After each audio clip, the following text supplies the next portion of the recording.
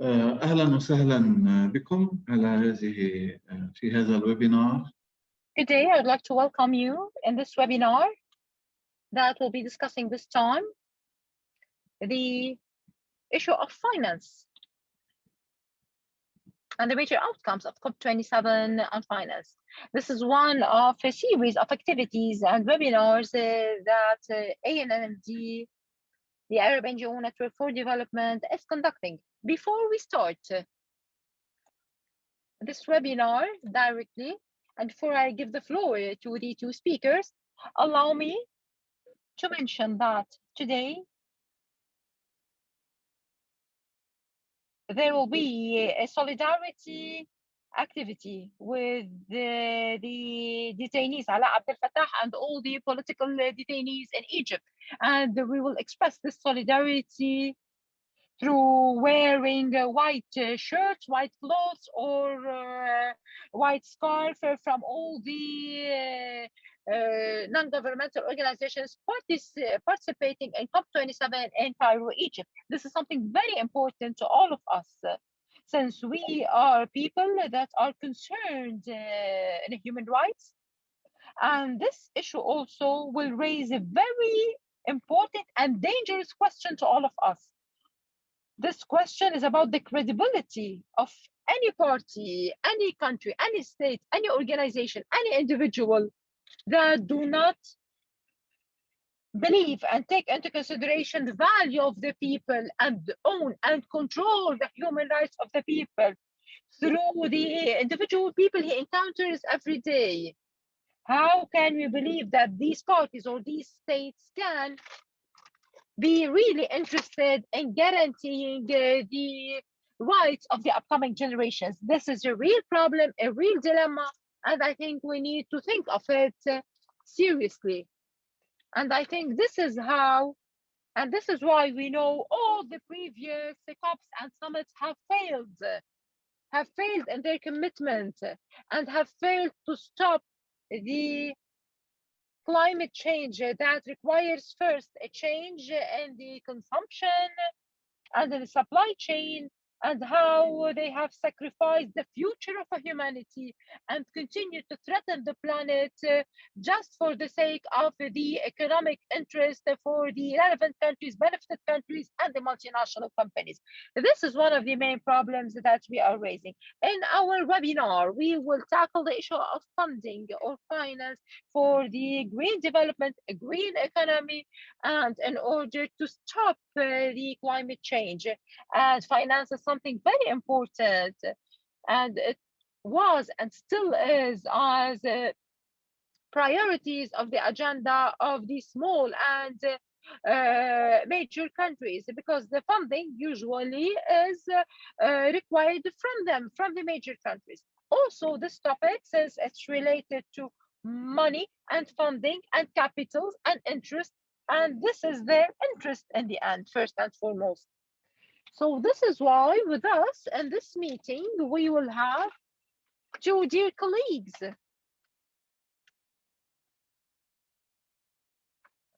I will share very briefly some of the information. The first speaker will be Mr.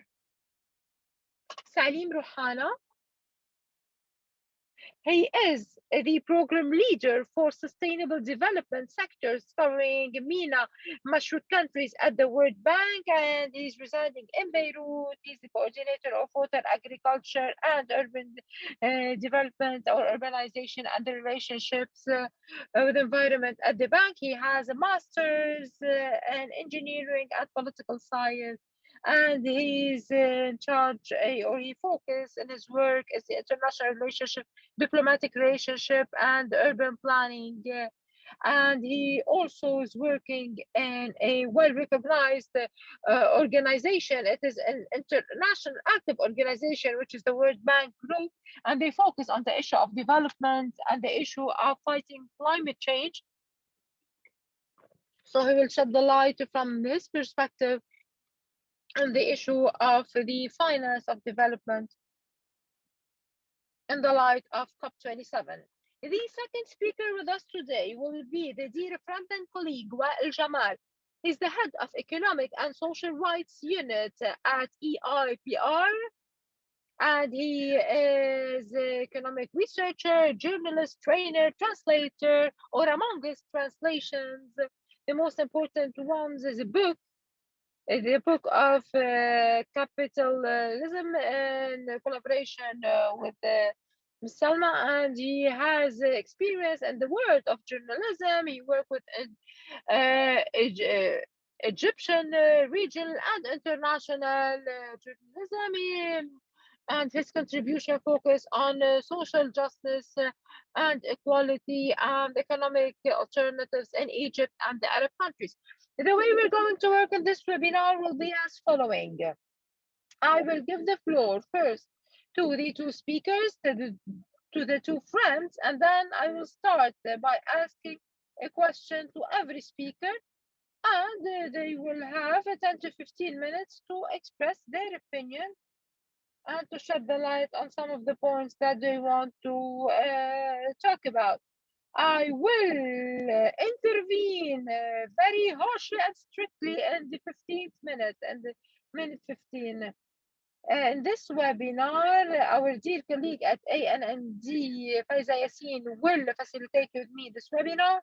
Faiza also will follow up on your contributions or your questions that you're going to receive on the Zoom, on the chat, and she will also control the pattern of this, the pace of this webinar in case I forgot or I made any mistake. I will start by asking a question to Mr. Salim. Of course, Mr. Salim, you work with international organizations, international organizations, whether they are UN agencies or the World Bank or the IMF, International Monetary Fund, or the multinational organizations or the individual states separately. How can we make sure that the mechanisms of those organizations will commit to reaching justice, especially when it comes to the green loan that will focus on climate change? In fact, there is still really disparities between the countries in the south and that of the north on how to respond to this issue and how to benefit from the money that we're going to work on. We're trying to collect the amount of money needed, and until now we didn't succeed to collect last year. Are we going to succeed this year? So the question is, how can we make sure that the money this time, the funding this time will happen and the countries will commit and will be distributed also in a just and fair way? Especially that the economic crises are consecutive and since 2007, 2008, and especially after COVID-19 or during COVID-19 pandemic, apparently the economic crisis is worsening, especially with the latest developments and the Ukrainian-Russian war. There are more economic challenges that are increasing. Do you think that this will affect in a way or another the issue of funding? And especially the developing countries and the countries in the region, do you think they will be able to receive the relevant loans? This is the question that I'm going to ask you. You have 15 minutes, Mr. Salim Rouhana from the World Bank. Thank you, Adib. Hopefully I won't take 15 minutes. I'll try to answer quickly. And of course, we want to leave more time for the interaction later on. I will shift into English if you do not have any problem. Thank you. Thank you for having me today. I think it's an excellent opportunity while COP27 is ongoing to have a good conversation around what it takes to engage and to launch the climate transition or the effort, particularly in developing countries and the Arab world for that transition when it comes to mitigation, particularly achieving the NDC targets that every country is putting towards net zero, but also to be on the fairer side is on adaptation, because our countries primarily and in the Arab world, most of countries in the Arab world are not historical emitters. So those are countries that have mostly been impacted by climate change and not necessarily having that much contributed in climate change. Although, of course, those countries need to be put on a pathway where they don't eventually go through the entire process of emission and pollution that other countries have gone through. So the entire idea eventually is how do we mix and how do we really transition the discussion from a discussion that is or focused on climate or focused on development to a discussion that brings climate and development into the same place, because there is no way around that. If we focus only on climate, the priorities will not be necessarily there for developing countries that have an ambition to grow, to create jobs, to develop their economies, to provide services. And if we only focus on development without necessarily focusing on climate, we're losing a lot of the resilience dimension that we'd like to see in the development process and pathway of those countries, but also we will be losing an opportunity to have a growth that is greener and is more inclusive and is more transparent within a good governance or a better governance framework. Today's COP27 is an implementation COP. So it's a very important COP. So it's not a major, it's very different from preceding COPs, because every COP we had and every high-level meeting that has been happening, we heard a lot that, you know, developing countries don't have enough implementation capacity to absorb the committed or the announced resources around climate. So this COP was branded as an implementation COP, you know, to allow countries to come to this COP and to say, we do have a pipeline of projects. We do have a lot of projects that will allow us to absorb resources, but also to have an alignment of both development and climate, so that we, of course, go towards complementarity type of investment and not others. So what are the ingredients of that success? The ingredients of really having a deep conversation is to have priorities. So when we talk about vision, when we talk about that intersection of climate and development, countries really have been missing that ingredient of what are the investments, what are the policies that will allow me as a country, let's say Lebanon or Egypt or Jordan or Morocco, to engage and to provide the services and the opportunities for my citizens while aligning with what's happening globally in terms of climate trends, but also in terms of my emissions, and my resilience building and my adaptation. So I think that's an important factor that was missing in many conversations in many years. The second one, I mentioned it, which is that comes out of that conversation, which is the implementation pipeline. Today, we need a pipeline, a serious pipeline for implementation to be able to finance. So be it on traditional projects, infrastructure or others, be it on all sectors, health, education, renewable energies, all of those projects, there is a dimension that could be climate appropriate and could be green within them. So I think there used to be a lack of how this pipeline can be greener and how can it also, not only in terms of projects, but also in terms of how they will be implemented and the modalities for implementation. The big elephant in the room has always been finance. Finance is 3 pillars, usually. We have what we're expecting, the global financing instruments that we've all been awaiting for, the 100 billion announced in Glasgow, and other type of instruments that a lot of developing countries are awaiting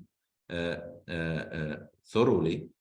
The second one is what the private sector eventually can do. How can we shift private capital from a polluting capital into a greener capital? And also, how can we expand that greener capital, of course, into and private capital to finance enterprises, infrastructure, climate transition and energy transition and other type of investments that make sense today moving forward. And the final one is public finance. We always forget that the larger source of financing in countries is their own resources. Today, whatever our countries are receiving from international organizations, that's really a small piece of their own budgets. So the fundamental part is also how can countries green their own budgets, their capital investments and their operations budgets.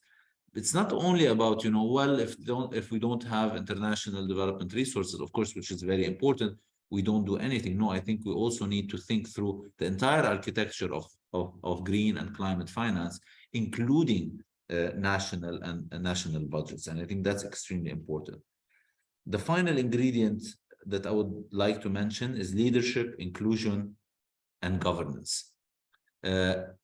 Would it be fine to finance a solar panel, a solar plant without proper procurement? Does green investment allow us to do things differently? No, we need transparency, we need accountability, even if we're financing projects that could be good for the environment or good for climate. And I think that's extremely important, and that's a factor we should not lose and miss sight on, that even though it's a priority globally, even though it's a good project by design and by impact, it doesn't mean that we shouldn't be doing it in the right way in terms of implementation. I will close with a few thoughts on, today, at least what I am personally working on, and what the World Bank is also doing, because this is the first time ever that the World Bank has a special pavilion in COP. And that means a lot of more engagement, more representation, more ideas hopefully shared, but also benefiting from other ideas within that kind of space, because the bank is going to be fully aligned with Paris commitments in 2024. And that's something really, really big, at least for us as an institution. In parallel, what we did in this COP, we launched the 25 first country climate and development reports. I mentioned that earlier, which is the missing gap between climate and development. And we've been doing this exercise. I personally was co-leading the Iraq and the Jordan country climate and development reports. And it's been a great opportunity to really mix those two ingredients together. We cannot think about climate without thinking about development. Our countries still miss a lot of developmental ingredients, which are access to energy, access to water, access to mobility, access to education and health. But the challenge is that kind of intersection between what climate will be offering and what the development process is required in those countries. In Lebanon today, and this is something we're doing with ANND and with other think tanks, we're trying to think about the green recovery process. For a country that's almost squashed on ground, can its recovery process be greener? That brings again the financing, and it brings again the institutional aspects, and brings again the developmental dimension, economic and social and service delivery. And I think those are extremely important elements to be thinking of. And Adib, you mentioned an element earlier, which is, okay, but who is being impacted in that? And I believe if we really think through mixing the development process properly with the climate transition and with climate ambition, I think we should not be leaving people behind in this transition process. And in our Iraq country climate and development report, the Iraq CCDR focused on the people's dimension very thoroughly to be able to have a just transition and not just a transition. And that's something very important. So thank you.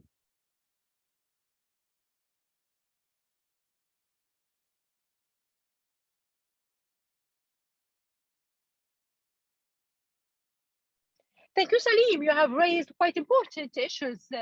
I hope it will be a good subject for discussion, a good fruit for discussion.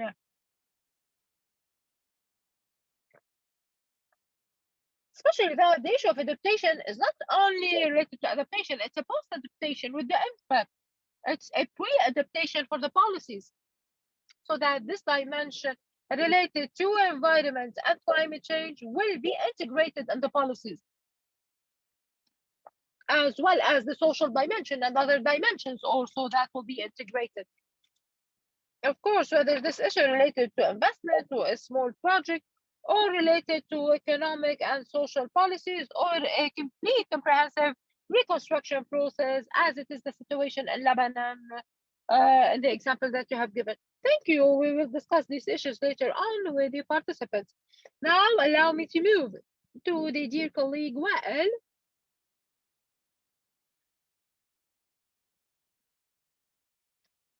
Of course, everyone knows that there is a responsibility for the government, and the governments need to assume, because they are in charge of managing the national economy and national policies.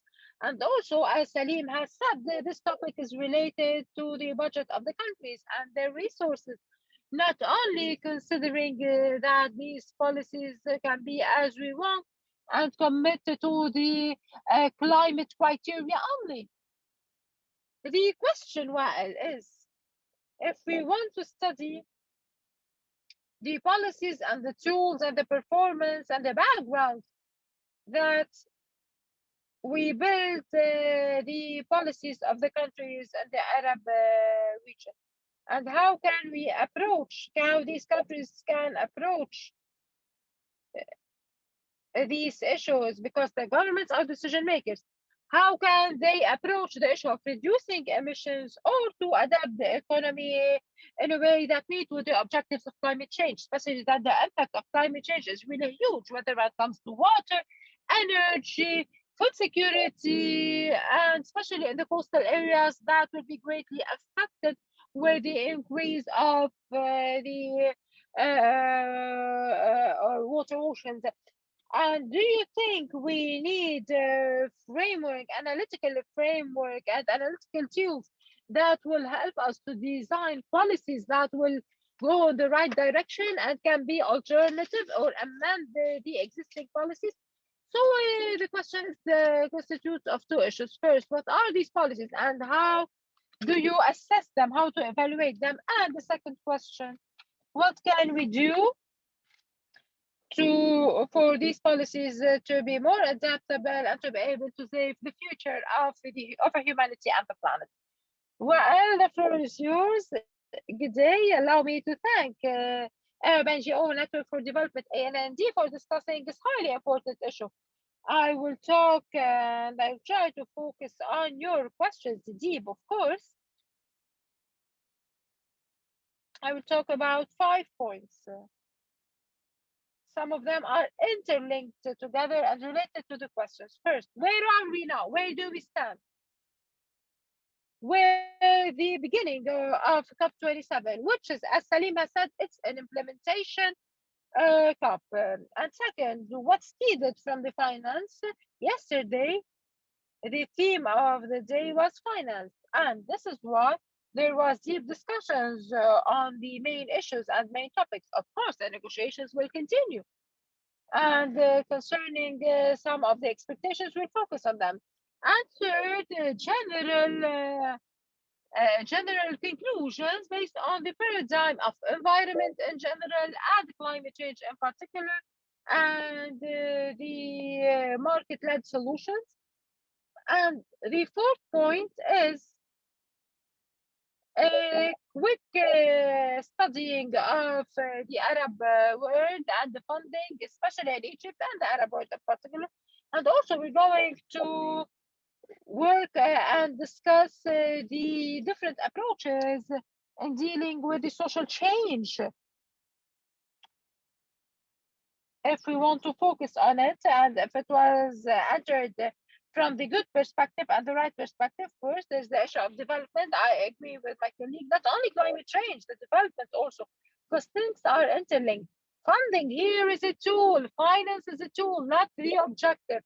It's a tool to respond to a disaster. And this is why we need not to submit ourselves to only making industry. No, we are seeking finance to reach development, and climate is an important part of development. And also, we should not at all to continue thinking of studying the social disparities and responding to crises such as unemployment, social disparities, poverty in our country and others, by excluding climate or by dealing with it in a completely separate way. I believe that social justice priorities are interlinked with the priorities of the climate and environmental justice. So at the beginning of this COP, we are at a difficult position. First, the pledges that occurred in Glaxo and COP26 were not implemented. Whether the $100 billion, the funding, the figures are really limited and few. And especially when it comes to the United States, the responsibility is 40%. The United States only, and the temperature is rising. And of course, there are concerns. The 1.5 also degree won't be achieved. We were about to reach 2 degrees, and this is a humanitarian disaster. And this is what will happen.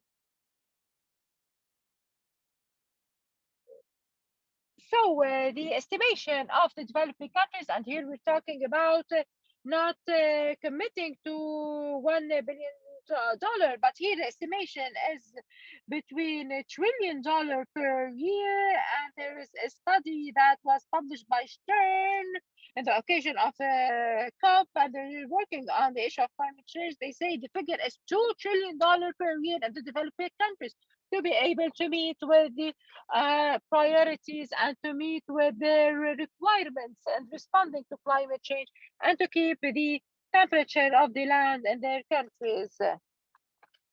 And here I'm talking about adaptation. And as Salim said, this is a priority when it comes to most of the Arab countries, because we have the Gulf among the pollutants, but with the focusing on the importance of fighting and increasing the emissions, there is a disaster in North Africa, Egypt, and other countries. This disaster requires to take necessary measures, immediate measures to respond and respond immediately. The Egyptian positions, which is the position of developing countries, I think it's a very good and wise position, because they talk about a common responsibility. And it depends on who are the social categories and who are the categories in charge of pollution. Since the Industrial Revolution until now and during this period. Of course, we have Oxfam report that was published, and it tackles the issue of increasing the pollutants among the rich countries or rich individuals, wealthy individuals. So yes, this report is a real disaster. It is a tragedy. And also within this crisis, there is what's called the green investment or a green loan or green projects or even the green consumption. It will increase the level of sales in the developed countries, because the phenomenon of greenwashing or is a very empowered phenomenon. And there was also in UK, there was a report about the regulations and the laws and the rules that cannot limit and put an end to this issue. And many investments and financial activities in particular, and the business activities that declare or pretend to be green, they are brown activities and increase the pollution, in fact. Yesterday, and this is the second point that I will talk about, it was a day under the theme of finance. In COP27, there were 7 issues that were very important and were on the table. First, stopping the temperature on 1.7, and the funding, of course, put this as a main target. I think that they want to respect this these conditions. I think so. Based on the negotiations, we might witness something exceptional, but I don't think this what will happen. The $100 billion, I think there are certain demands, but it didn't happen so far, and I'm not sure it's going to happen in the COP. Also, the adaptation funding or finance, there was an attempt to form or establish a fund, and it's a good step, but it's still it's still young initiative. It needs also change in the mentality of the developed countries that control the interests and are against the issue of environment. There's a very important step, which is the loss and damage, and the developing countries are focused on it because there are damages and consequences for climate change that weren't taken into consideration in the policies, which are resilience adaptation. And of course, these damages are related to livelihood, the health of the people, and this happened at the long term, and it happened, and especially in the developing countries that do not have national mechanisms or national policies that allow them to deal in a good way and respond to these problems. So this will increase the damage, and this is the responsibility of the developed countries. And for the first time, the damage and losses were mentioned on the COP27, but we cannot think that this process is good and suitable and saturated. It needs more discussions and negotiations to start the implementation process. The African countries have also launched a campaign that will start using the carbon, and of course this is considered very important, and it's one of the important issues to focus on the market-based solutions, and we will of course later on we will assess it. There's also another initiative for replacing the loan, and Dr. Mahideen is playing a very important role, and the World Bank also is playing a very important role. They have responded, the experts of climate, they have prepared a list of projects. I think it is around $120 billion in the developing countries, where we can replace it with existing loans, and that the private sector will enter with their money to invest in green projects, some of them related to water, renewable energy, and so on and so forth. Finally, one of the most important points that are discussed in the COP related to finance is the initiative that Barbados has launched. This initiative was on table of discussion for a certain period of time. And this island has implemented the market solutions for the past years. And of course, it has overcome these crisis, and the public debt is increasing instead of decreasing, and is taking them to bankruptcy. And one of the studies that the economic experts have conducted, they say that half of the external debt that this island is facing and all the procedures in the future is because of the climate disasters. So it is a cumulative debt because they're dealing with the issue of climate change. And this initiative is that they need to follow a plan similar to the Marshall Plan that was adopted in Europe after World War II. And the main responsibility in this plan should be the responsibility of the international finance institutions to work and establish a lending system with a very low interest, so that the developing and poor countries can deal with it and deal with the repercussions of climate change. So Guardian has conducted an assessment to all of these issues based on their assessment from 0 to 5. The assessment, 90% of the issues that are being discussed has got the score 0. As to the loss and damage, 2.5 out of 5, and they have added the issue of expanding the natural gas in Africa. And according to the Guardian, the multinational companies are in the COP27 to talk with the Africans about the gas issue, and here the figure is 5 out of 5.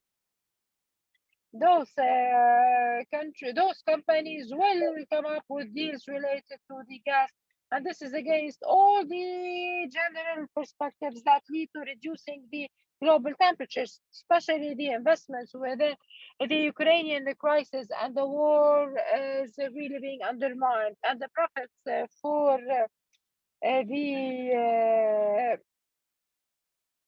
this energy really shows. I'm talking here in particular about the fossil companies. As we say, the proof is in the pudding. So first, there is a phenomenon on development and on social justice, and about the relationship between the North and the South, as if it's a technical issue that the market will control if we implement only certain criteria. And the private sector will be motivated to invest in a green way and save the world. Of course, for the past years, the carbon trading systems have failed immensely to deal with the issue of climate change and to respond to climate change. Saying that the green economy is very important to this issue, and it's for sure that this orientation, these trends didn't succeed in improving or in saving the position. And also to depend first and foremost on the international cash flow is laws with high costs that increase the debt of the poor countries to the rich countries in a way that will exhaust its resources, financial resources, and will not allow them to create a fiscal space to be able to deal with this crisis. In addition to the reservations on the projects funded by the World Bank based on a huge project, and the private sector is investing, as we have seen in Egypt, or in the renewable energy projects in Egypt, in Morocco. And after years, we've noticed that, and we recognize that it was damaging even the local environment. And the main goal is to compete with Europe, and they continue the same pattern and colonization and this economic imperialism that lead to more poverty and vulnerability. And this is the priority of the countries to reduce its mitigation. Also, Zafir, you are exporting water through the green hydrogen so that the rich will benefit from the north.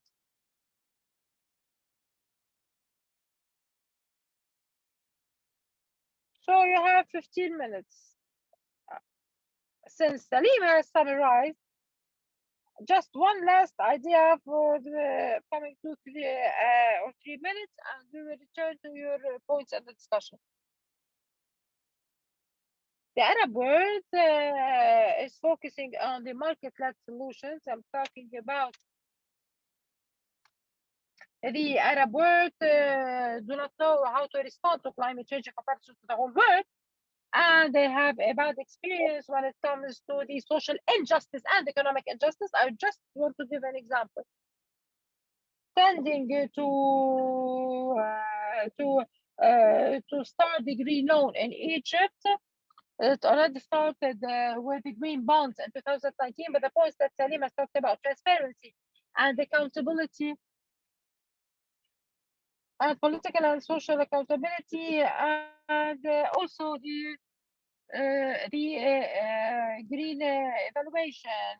And when you see the Egyptian experience in funding the monorail by $2 and $3 billion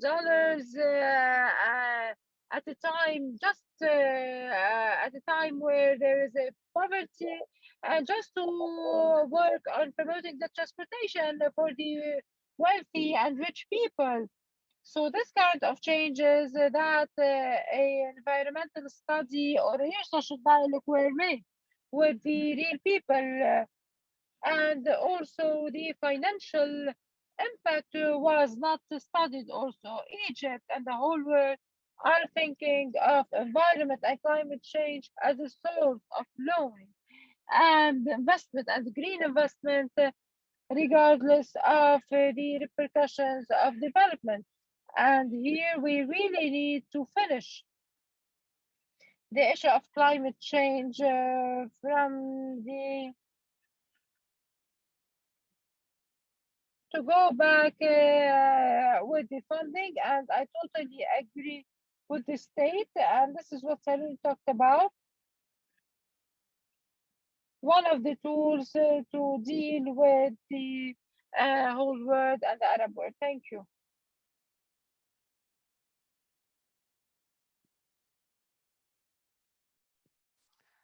Thank you very much.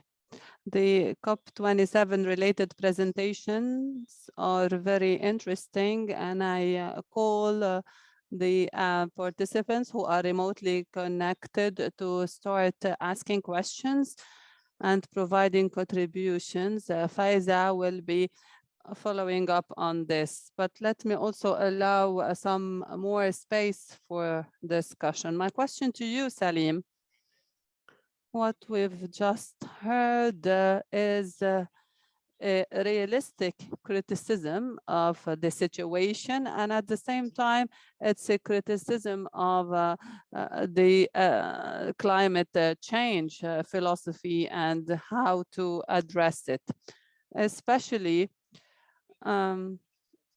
because we have to abide by the labor market rules when dealing with climate change.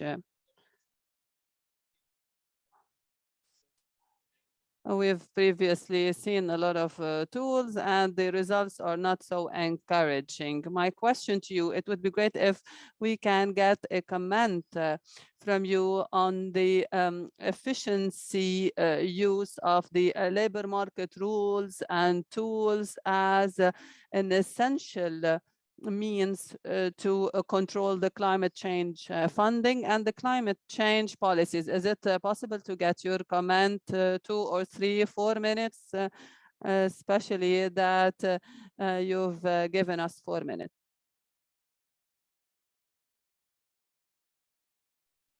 Yeah, no problem. No worries. Apologies for that. Just easier for me to bring some technical terms from English. So I think Wael mentioned a very good point, which is, are we going in the same trajectory? And Adib, you referred to this also in your question. Are we going to the same trajectory when it comes to how the market functions when it comes to dealing with the climate transition? I think, and that's a personal thought, okay? I think that is something that is more of a luxurious discussion for rich economies. Like, do we want to go for more growth? Do we want to go for less growth? Do we want our climate transition to be growth-based or not growth-based? Personally, I believe that developing countries don't have that luxury. I cannot imagine a country like Egypt or a country like Lebanon or a country like Jordan or a country like Morocco or Sudan to think to decouple growth from the climate transition. I just cannot see that happening because those countries are still way behind when it comes to creating job opportunities for the young women and men graduates in the economy. They need to export, they need to export, they need to produce, they need to develop their economy, taking it to the next level, to the next generation. And that requires, and that leads and requires growth. So I don't think that our economies have the luxury to go for a non-growth-based climate transition. So that's a very important factor. Of course, then, you know, the entire discussion about capitalist, non-capitalist comes as a tool into that. But really the philosophy is there. To be able to create hundreds of millions of jobs from now till 2050 for Arab youth that will be graduating from universities, you need growth. But the question is how to make that growth green. So it's not about greenwashing. I think developing economies are far from the greenwashing concept. You know, in certain projects and cases, maybe, and I don't disagree with Wael on some cases, but at least when it comes to our development process, there's so much development to be made. And if that development can be shifted into a greener one, I think that's a great opportunity. Again, I'll give an example. And I'll go back to Lebanon as a green recovery model eventually. You know, Lebanon, of course, was on a very wrong economic transition historically. It was purely based on consumption spending, on very non-value added services, et cetera, et cetera. Do we go to the same type of growth, but we just greenwash it? No. Is there another model for growth that can integrate green development and green growth elements into it? I think yes. I think having better and more sustainable agriculture production, agribusinesses focused on export and also on import substitution, partially having greener industries that don't pollute, that don't emit as much as we did historically. You know, our rivers and our river basins in Lebanon are excessively polluted by traditional industrialists. So can we shift that process? And we need those industries, we need those farms, we need those tourism institutions and establishments. But can we have them differently? Can we retrofit them to be better? Can we grow them? Because we need more industry, we need more job creation, we need more opportunities for our youth. Can we transform our banking sector to be more greener? Because we need a banking sector eventually. Is it going to be the same banking sector that does what it used to only do, which is lend government? I hope not. Can we use a new banking sector eventually to be able to initiate and kickstart the green transition and transition the capital flows, and I repeat, the capital flows that we would need to invest in greener projects? I hope that yes, and that's the objective. So is it a major transition from a capitalist to a non-capitalist economy? I don't think we're in that model. Are we moving from growth into non-growth green transition? I honestly don't think that's the right way for our economies. But can we do things differently? I think yes. So I hope I didn't extend too much, but I thank you. شكرا سليم. الحقيقة Thank you, Salim. The points you raised are very important and very much needed. We need to be thinking about all of these connections. We're still waiting for questions from the participants. Based on the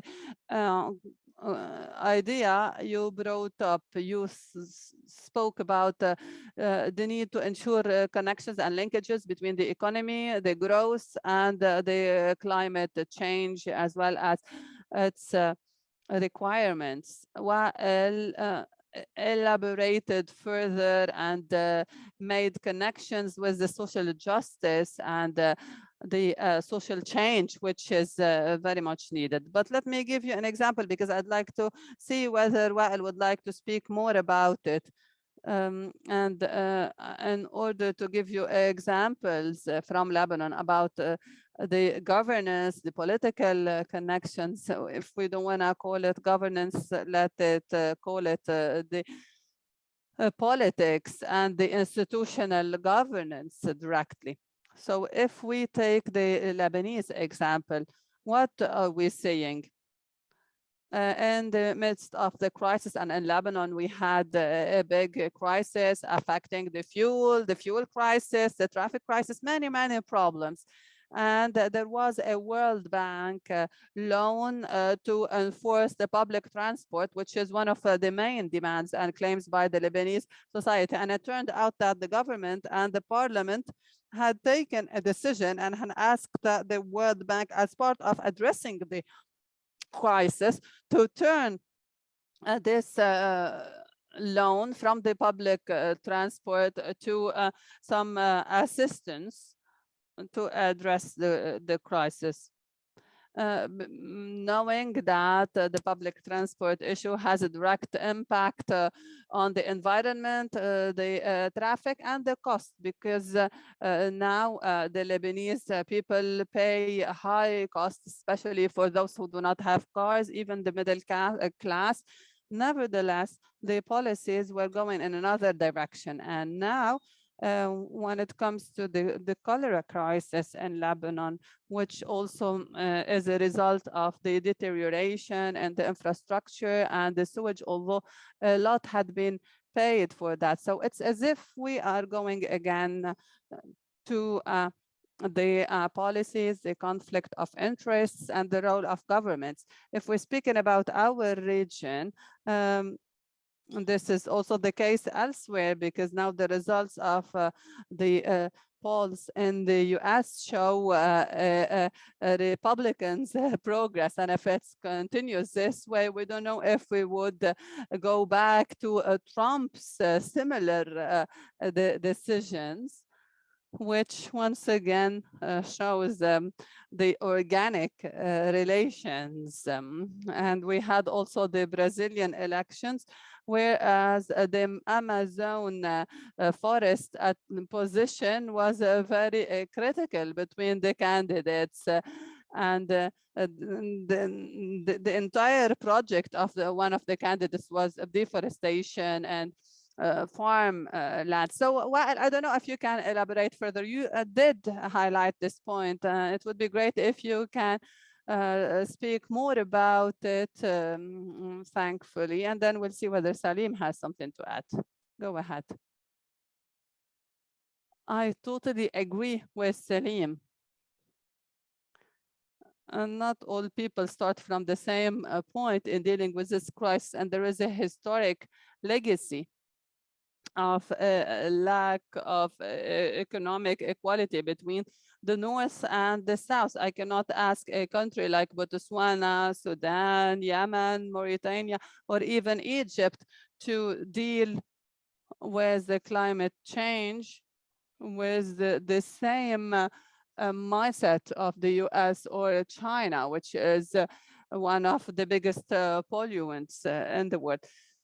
The growth requirements, and this is something we can speak more about. The objective should be the growth and the development, and not the growth. Of course, the development includes economic growth, but this is very different from the type of the economic growth that we have in our countries and that used to exist in most of the industrial countries, where the priority is given to the build-up of profits, to profit making, and the GDP being considered as a way to measure the economic well-being that doesn't take into consideration at all the environmental and social cost of the unemployment, lack of equality, the environmental ecological degradation, contamination, pollution, etc. So we need to change the paradigm.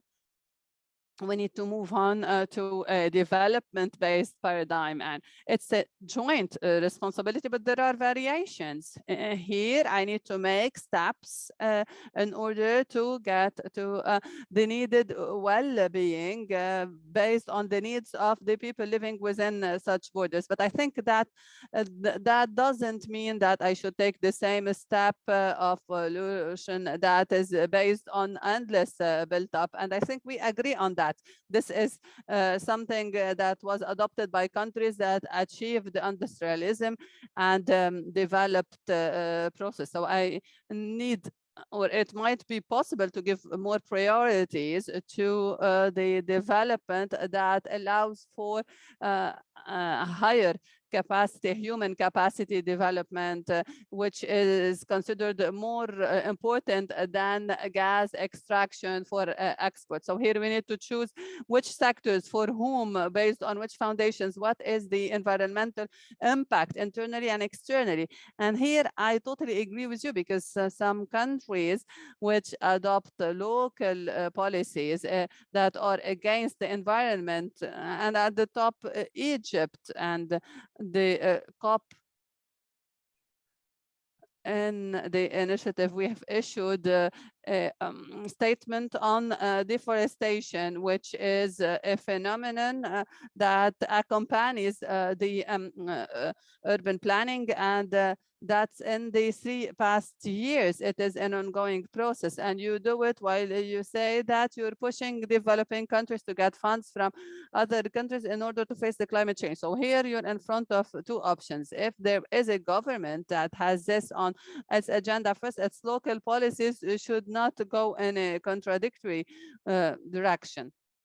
Then the international funding, as you mentioned perfectly, Salim, the international funding is not only a necessity, it's a right, because those who are responsible for the pollution are not ourselves, not our people, not our population, but we need to reconsider the priorities of the local funding and financing such a local funding, holding the local rich people responsible, those who are steady fast in Tunisia and Lebanon, and they're joining the Forbes list of the richest people.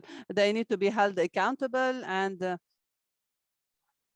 we need to stop providing incentives in cement making and environmental harmful substances, and to benefit from the bad experience that we see in other countries in the developed world, to avoid the greenwash in its different forms, so that you don't fall in the same trap. If we have some time, I can tell you that something like the degrowth, and I think that Salim was referring to that, which is difficult to implement in our case. It is suitable for a country like the US, or it looks better. But in fact, while looking for different approaches, it is worth considering. 2 or 3 weeks, there was a conference for the African Union on sovereignty of the policy. And we say that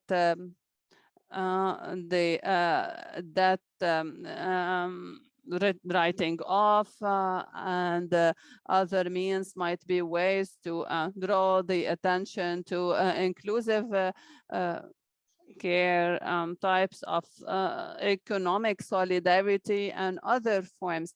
I mean, we are in front of a duality. Either the state, and our state is unfortunately a despotic state, or the private sector. But in our case, the civil society is not able to be held accountable because of the despotic state, and that if we compare to the many democracies we see in the West. Thank you. We have 3 questions. First question on the chat, and we have 2 participants who have their hands up. Faiza, please read the question from the chat and then give the floor to those who have their hands up. We want you also to react to what they suggest. So the first Faiza, the floor question is is from Sima Jarrah. Sima is asking about, she's asking Mr. Salim how we can gain the trust of investors, and how can we convince the government to allow the sustainable growth when it comes to Lebanon.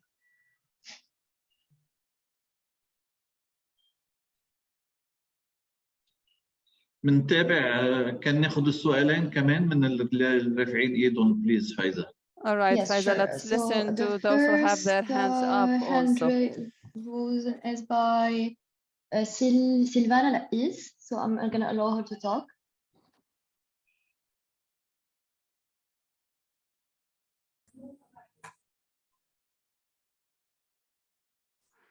Hello, everyone. I'm Silvana Lais from the AFRDP.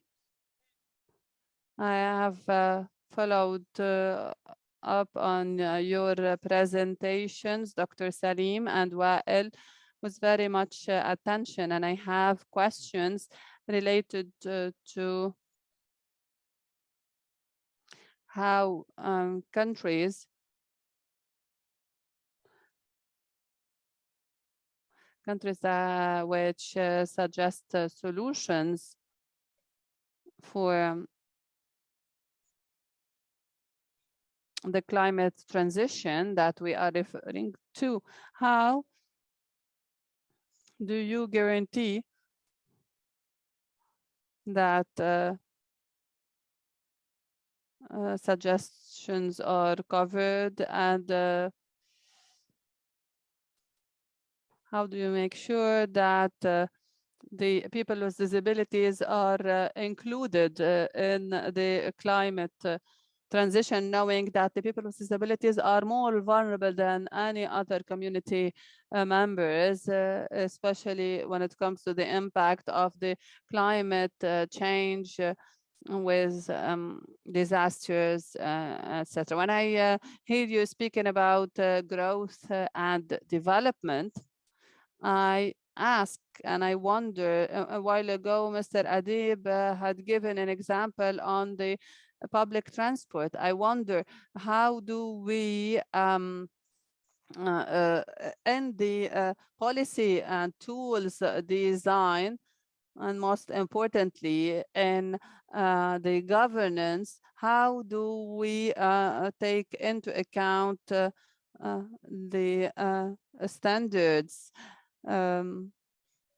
inclusivity standards, and engagement? How do we make sure that the people with disabilities are at the core heart of the design, whatever the design is? Because the situation in our Arab world, the structured isolation and the systematic exclusion are very broad when it comes to people with disabilities, knowing that most of the of our Arab countries have ratified the International Convention on the Rights of the People with Disabilities, and Article 9 of the convention goes into details about the accessibility. I don't know what you call it in Arabic. I'm sorry for taking long, but this is due to my interest, and because I know that we should not keep on committing a big mistake by leaving behind a considerable part of the society. Knowing that all people would sometimes experience a disability. It is not a specific category of the society. Thank you.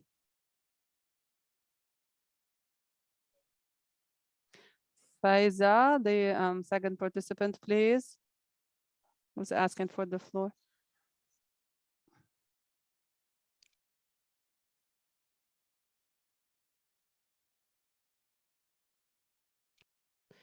Can you hear me?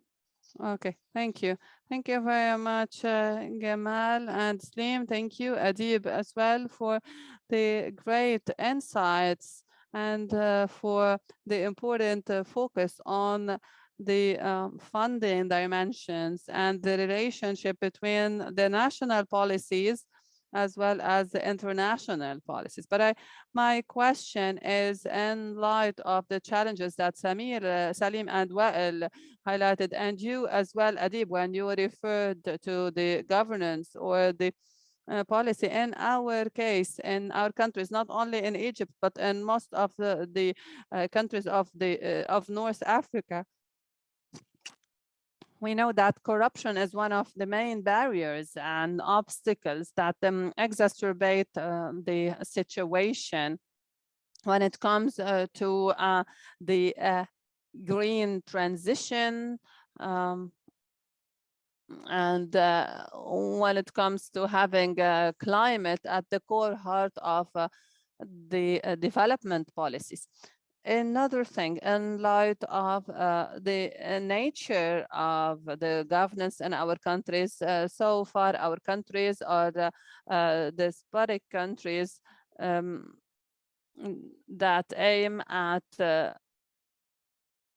sustainability, being in governance, and instead of serving the interests of the people. And here we're in front of very critical situations. And my question is, which entities could put pressure on our governments in order to change the image in the same direction, in order to move towards just and a fair development for everyone, not development that generates more isolation and exclusion in such a despotic system. Thank you. Faiza, please check if we have any other questions. We still have 20 minutes. We can probably take 2 questions, but let's move on to Wael and Salim. There is a question that was addressed directly to you, Salim, and you can also answer other questions. Go ahead, please. Thank you. Thank you very much, Adib. And I would like to thank the participants for asking the questions. The question on the trust of investors. You know, I've been also following what's happening when it comes to the reform for recovery in Lebanon, and the different conversations, or partially the conversations happening on economic recovery and the IMF program, among others. The road to trust is long. You know, when you lose trust, it takes a lot of time to rebuild it. So there is no doubt that be it in a normal investor attitude, but especially when it comes to a greener investment approach, I think there is a road to rebuilding trust that will start through key reforms that are necessary, that will start with having trust in the banking sector again, having trust in governance, having trust in politics, to be able to really attract transformational resources. Because, of course, you know, Lebanese living abroad and their emotional attachment to the country, that is not really related to major policy shifts or major transformational investments. But when we're talking really about investments and capital that will drive sustainable growth in this country, I think it's going to take some time to be able to rebuild trust, and that only happens through fundamentals. And the fundamentals have to do with what's being discussed today with the IMF program in terms of key reforms to rebuild the financial sector, to restructure and to attribute losses effectively, to do the capital control, to have a proper budgeting system, etc., a proper energy sector that is functioning, among others. So I think that's important to highlight and to note that there are no magic tools around there, but there is really quite tough measures that need to be taken so that trust can be rebuilt. Maybe I'll answer the question on inclusion, because I do believe that that's a very important, that's a really important issue. Today, I think Arab countries are not very known to be exceptional includers, or we're not that's not our I don't know how to say it, name of fame, or it's really not our forte. So we really need to think very differently how we include diverse communities and groups into decision making, into policy making, into investment, into the design of what we do on the ground. And that includes people with disabilities primarily, but it also includes gender issues. It includes other marginalized groups that are spatially marginalized, or ethnically marginalized, or religiously marginalized, or gender marginalized, or marginalized because of disabilities. And I think that's something we really need to think very carefully on, how we integrate this dimension in our climate transition effort. I'll just give an example. So today we're going to be launching next week, in 2 weeks actually, specifically, the Lebanon Country Climate and Development Report exercise. So we're going to start it. We're going to kick off this exercise, and part of it is going to be about inclusion, because a country that has revolted, that has said no to a lot of the ways governance happen, irrelevant of how they voted in parliament, because that's a very secondary topic for me, at least personally. That's a community and citizens who said no, I think we need to think very carefully on how we integrate their voice into any policy, any decision-making process. And particularly in this country climate and development report, we want to have a very strong inclusion dimension. And we would like to do some detailed analysis to understand what are the implications, as you mentioned, on people with disability, on women, on youth, on other marginalized groups, people living in border areas, etc., to really understand how that intersects with the climate agenda. So I'll stop here and thank you very much again.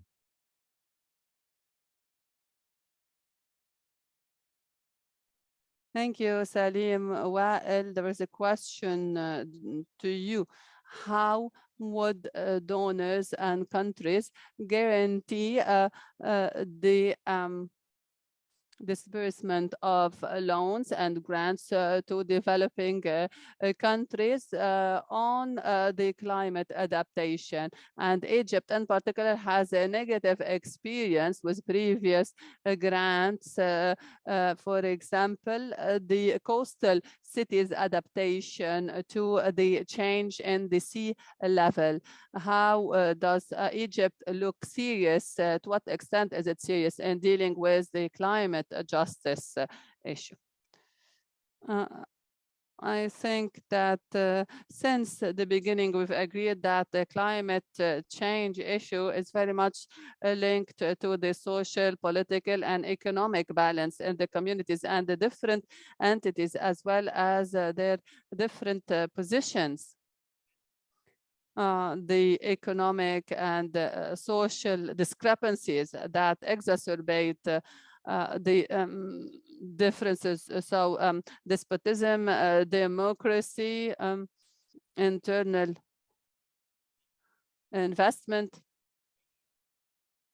These are key elements. And I would like really that we discuss capitalist or non-capitalist investment. This is not based on pre-convictions, and I do have prejudice and pre-conviction, but this is not based on theory or prejudice. It is based on the reality. Over 20 years, we've tried a certain solutions making process or philosophy which didn't prove to be successful, while you're about to get into a big crisis. So you need to try something else to try and see what could be the solution. We've spent 20 or 30 years trying in the entire world, trying to convince others that there is climate change, which will have bad repercussions. And there were governments that refused to acknowledge that. And so far, they say that the president of the World Bank himself doesn't recognize the so-called climate change. Is it that the reason why the World Bank was joining the COP at a later stage? But here there are people rejecting the climate change, especially the extreme right. However, the reality and the realistic issues are very essential. In the case of Egypt, now we know that Egypt has a bad investment situation. Tunisia in the same situation. So any new loans would better come to purchase weaponry to build iconic towers or to support climate adaptation. So here, this is not independent from the climate change. Human rights, the contribution of the vulnerable groups are not separate from the climate change. That is the dilemma of the historic moment. This is a crisis at all levels. It's a compound crisis with all different aspects. We have the ecological, pandemic, economic, death crisis, and it doesn't seem that the temporary solutions, the painkillers are good. It looks like if there is no real confrontation with the root causes, there is no usefulness. So we need to be serious about identifying the problems and the solutions. Wael? Can you real quick respond to the question about the loans sent to Egypt and used for other purposes? In a nutshell, that is not the situation in Egypt only. I can speak about Egypt, but that is the case in many places. A study by the World Bank issued 2 or 3 years ago about the illegal transfer of funds from countries receiving loans from the World Bank about corruption, and this was very controversial. And what should we do? Would the World Bank not give any loans? What can the donors do to guarantee that loans, especially in despotic countries, are not used for other purposes? The Norway fund applied that audit to see whether they're used based on the purpose. But unfortunately, we cannot do that. We don't have the capability at the level of the access to information or accountability. The loans in Egypt, or a large part of the loans, are outside the parliament. That was the case in Lebanon. In certain cases, they put the loans in the central bank. No one knows the details, and the constitution provides for approval by the parliament, but most of the loans are not presented to the parliament, and if that happens, they don't give details. So loans on green just transition is something I am not against, but in general, but there should be consistency with the situation, the debt situation and context. For example, writing off illegal debts is a pivotal issue, and the African poor countries, Kenya and others,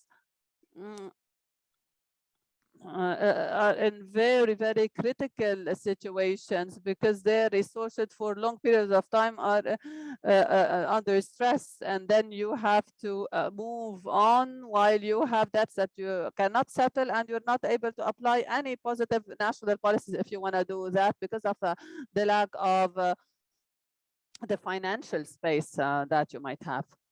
Thank you, Wael. Faiza, we will stop collecting questions because we're left with 10 minutes to address certain details highlighted by the colleagues, and then you will have 1 or 1.5 minutes for a final remark. I would like to react to Silvana's suggestion. There is no doubt that what Wael and Salim mentioned regarding changing the point of view, the inclusion and changing the paradigm is something that relates to the inclusion and to having all of the community members included and engaged, and at the top people with disabilities, because they are the most marginalized in the community. And when it comes to the climate change and big investments, which to a large extent are infrastructure based, this of course is important for the people with disabilities. So in the design of projects and policies, inclusion should be sought because that doesn't require big additional cost when it is part of the design, and it's part of the transition. If we want to use this term, we really need a green economy, better economy, yellow, red, brown economy. I mean, it needs to be people with disability friendly, women friendly, old age friendly, children friendly. So it should be friendly environment for everyone. So if I care about the environment, that doesn't mean that I'm good. It's about everyone, and those who commit to justice and equality, human rights, commit to all what is important. The corruption, the politics based on Jihan's question and based on Wael's comment, despite the background, but when he determined the entities that reject the principle and the idea of the climate change, he mentioned the extreme right. He didn't mention the right wing, because the right wing, the business sector, and those beyond the ideological polarization between right, left, socialists and capitalists, there is a certain objectivity that we cannot avoid. The Agenda 2030 considers the climate change an existential threat that threatens the planet and life on the planet. When it is such a type of threat, such an understanding might not be the solution, and we need, of course, to reach compromises, because life is at the end of the day a compromise and a balance of power. But any compromise that doesn't have the vital part of the solution to address and stop the problem is not a loss of lost time, but as a contribution to the threat that the UN depicted. This is essential, and unfortunately in our systems in the advanced countries and in our cases, there is a very ugly control by the 1% who have control over the finance, the economy, and the politics. That is why when today's capitalism is depicted, it is called the patrimonial capitalism. Patrimonial capitalism that sanctifies enrichment and controlling the surplus without putting effort into the development. And this is different from the capitalist system that used to exist after World War II and the neoliberalism. So from an objective standpoint, it should be possible to have a big group of duty bearers who are aware of their interests somehow beyond the corruption, because patrimonialism could be called clientelism, because I could have a deal with a great environmental investment and deal, and I could profit. But in our case, those who have access to resources apply a tribal or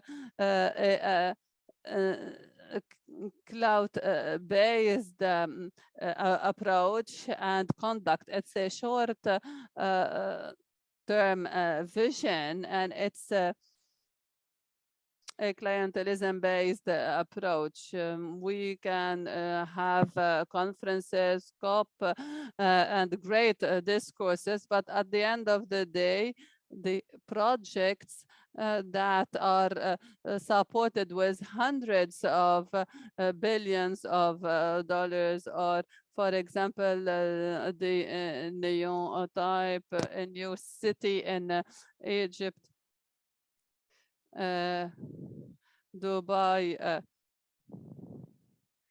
template or system. And here there is an absolute solidarity between what happens and the statements. And it's an easy question. We're not asking ourselves about big businesses. What happens if the car production goes down by 50% from the source? What would happen? I believe that only positive things would happen. It is not possible but to have positive consequences. But that means a big change, especially if we're speaking about the car manufacturing. Many other things are affected, and we've had examples on the copy rights for the COVID-19 vaccination. And so we're in front of a difficult topic because the climate issue is very much linked to the economy, at the core heart of the economy, and the funding as a tool today could be transformed together with the suggested tools and policies of the climate transition into new conditions to developing countries and a new tool for wasting and enrich as a report of 2016 explicitly said that we need to be careful. We're in front of a dangerous problem. We don't want to transform it into a tool for a new conditioning on developing countries. Wael, 1 minute, then Salim, 1 minute before we conclude. Wael, 1 minute, go ahead. I just would like to confirm 2 quick points.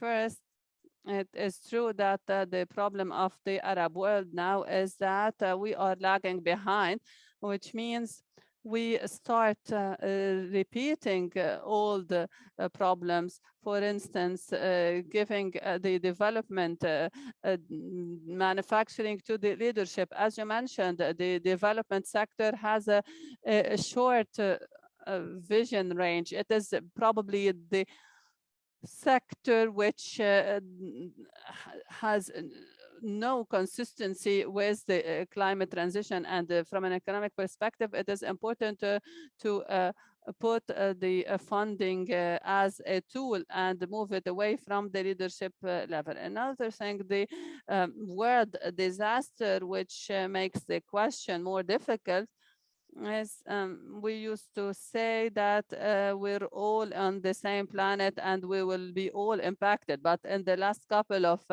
years, we've seen that it is technologically possible for the richest to protect themselves from the worst disasters. And it is possible, according to 1984's picture, some people would cover themselves with all means of protection and let the rest of the humanity pay the price. So we're in front of very tough questions with regard to the survival, the inequality, and the horizons of the change that become much narrower. Salim, 1 minute or 1.5 minutes, please. Thank you again, Thank you. Adib, and thank you a lot, Wael, for your excellent insights. I'll close with a few thoughts. First of all, every country, including in the MENA region and abroad, is going to be affected in a dual manner. One, through the direct implication of climate change. So internally, through floods, droughts, economic impact, and others, lack of inclusion and marginalization of certain groups. And the second one is the global implications when it comes to changes in oil prices, eventually when it comes to increase or reduction of new technologies that would help the transition and the global and the national transition, but also when it comes to new trade deals that will be established in certain continents and countries that will allow certain products that are more climate friendly or appropriate to be exported from country to other. So that the question of so this is, even if we want it to be a national agenda, it is not national anymore, and I think that's extremely important to keep that in mind. For example, for a country like Iraq, where we worked on this country climate and development report, we do know for a fact that a major drop in oil prices eventually in the future, driven by lesser demand, will have huge negative implications on national budget and on the capacity of the country to adapt to the impacts of climate change. A small invitation to everyone around this table, but also maybe many others, and we'll be discussing this further. We will be launching the Iraq Country Climate and Development Report as a final report. It's now public, and the Jordan report in early December. So both reports are now online. Please consult them. They're really interesting and insightful. And we will be starting the process for Lebanon in a couple of weeks, and would like that process to be extremely inclusive, to have the right conversation in place, and hopefully to have that new report ready for COP28. So thank you very much, and it was a great discussion. Thank you, Wael. Thank you, Salim. Thank you, Faiza. Thank you all. Big thanks to all of the participants with us. And I believe we've had a lot of interesting exchanges of thoughts, information, insights that have given us a better understanding of the COP27 by independent experts and international organizations. Thank you very much, and see you soon.